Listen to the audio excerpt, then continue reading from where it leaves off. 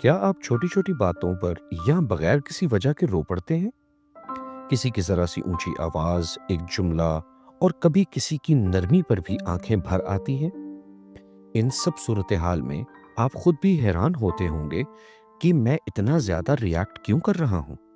असल में जब आप अपने जज़्बात को प्रोसेस करने के बजाय दबा देते हैं, तो वो आपको इमोशनली कमज़ोर करना शुरू कर देते हैं। जज़्बाती तौर पर मज़बूत बनने के लिए मुनासिब वक़्त और मुनासिब तरीके से उनका इज़हार ज़रूरी है। इसलिए दिल भर आए तो एक ही बार रो लेना बेहतर होता है। अपने जज़्बात और एहसासात को लिखने की आदत डालें। ये एक बेहतरीन एक्सरसाइज़ है जिससे इन जज़्बात की शिद्दत में वाज़ेह कमी आती है। गहरी साँसें लें और अपने कंधों को ढीला छोड़ें।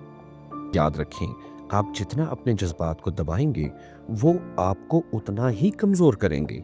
लेकिन अगर आप खुद को बेहतर नहीं कर पा रहे या फिर बार-बार इसी कैफ़ियत में वापस चले जाते हैं, तो रहनुमाई के लिए सेहतयाब से राब्ता करें।